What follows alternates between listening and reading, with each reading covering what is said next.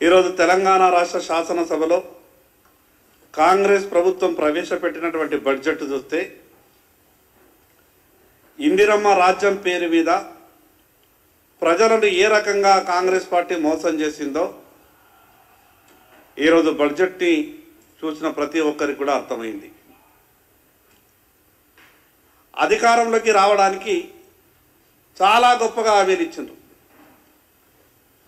హామీలన్నీ చూసిన తర్వాత రాష్ట్ర ప్రజలు అనుకున్నారు అప్పుడు ఇందిరమ్మ రాజ్యం అంటే ఇన్ని రకాలుగా మోసం చేస్తారో అని ప్రజలకు తెలిసి ఉంటే కాంగ్రెస్ పార్టీ నాయకులు ఎన్నికలప్పుడు మాట్లాడినటువంటి మాటలకు బడ్జెట్లో వాళ్ళు పెట్టినటువంటి అంకెలకు ఎక్కడ కూడా పొంతన లేదు.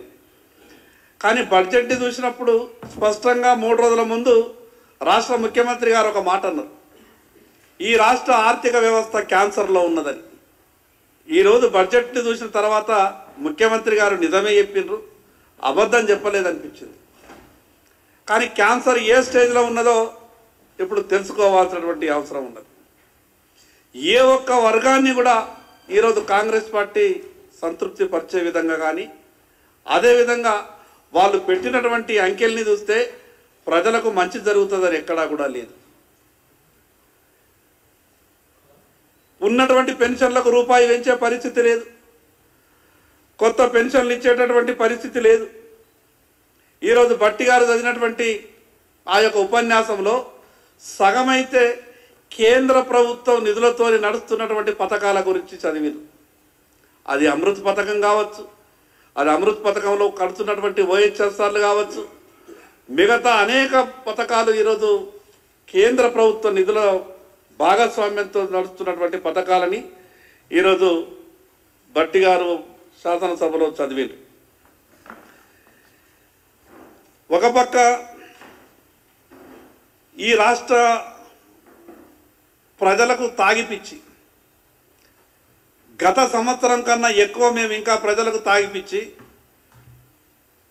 ప్రజలని అనారోగ్యానికి గురి చేసి ఏ రకంగా ప్రభుత్వ ఖజానా నింపుకోగలుగుతారో ఆ పద్దును చూస్తేనే అర్థమవుతుంది.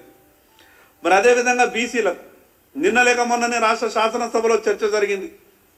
కాంగ్రెస్ పార్టీ మంత్రులు నాయకుల ప్రసంగాలు చూస్తే అనిపించింది ఎక్కడ బీసీలను ఉద్ధరిస్తారో, అసలు బీసీలని ఆదుకోవడానికే వీళ్ళు పుట్టిందా అనిపించింది.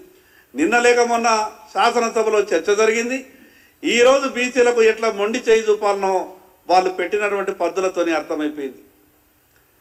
గొప్పగా మాట్లాడిండ్రు. 20,000 కోట్ల రూపాయలు బీసీ సప్లాన్ నిధుల కింద ప్రతి సంవత్సరం కేటాయించారు. గత సంవత్సరం పద్దుని ప్రతిపాదించి నయా పైసా కూడా ఖర్చు చేయలేదు. ఈ సంవత్సరం అయితే ఆ పద్దే లేదు, ప్రత్యేకంగా బీసీ సప్లాన్ అన్న పదమే లేదు. ఈ రాష్ట్ర రైతుల గురించి మాట్లాడింది. గత బడ్జెట్లో రాష్ట్ర రైతులని మేము ఆదుకుంటాం, గతంలో ఉన్నటువంటి ప్రభుత్వాలు పట్టించుకోలేదు, మేము కేంద్ర ప్రభుత్వం ప్రవేశపెట్టేటువంటి ఫసల్ బీమా పథకంలో భాగస్వామ్యం అవుతాం, పంటల బీమా పథకాన్ని తీసుకొస్తాం, రాష్ట్రంలో నష్టపోయినటువంటి ఏ రైతునైనా సరే మేము ఆదుకునే విధంగా చేస్తామని చెప్పారు. గతంలో 1,000 కోట్ల రూపాయలు కేటాయించారు పంటల బీమా కొరకని, కానీ నయా పైసా ఖర్చు చేయలేదు. ఈ సంవత్సరం అయితే పంటల బీమా ఊసే లేదు, పంటల బీమా కేటాయింపులు లేదు. మరి అదేవిధంగా వాళ్ళు కేటాయించినటువంటి కేటాయింపులు చూస్తే ఈరోజు వ్యవసాయానికి సంబంధించినటువంటి 24,000 కోట్ల 435 కోట్లు కేటాయించారు. 19,000 కోట్ల రూపాయలు బకాయిలు ఉన్నటువంటి రైతు భరోసాకే కావాలి. ఇంకా అనేకమైనటువంటి విషయాలు ఉంటాయి. ఈ లెక్కన చూస్తే రుణమాఫీ ఉన్నది. 50% మంది రైతులకు రుణమాఫీ కాలేదని రోడ్ల మీదకి వచ్చి ధర్నాలు చేస్తున్నారు, రాస్తారోకోలు చేస్తున్నారు. కాంగ్రెస్ పార్టీ ఎమ్మెల్యేలు తమ నియోజకవర్గాలలో తిరిగితే కాంగ్రెస్ పార్టీ ఎమ్మెల్యేల కార్లకు రైతులు అడ్డమవుతున్నారు. ఏమా రుణమాఫీ ఎప్పుడు చేస్తామని అంటున్నారు.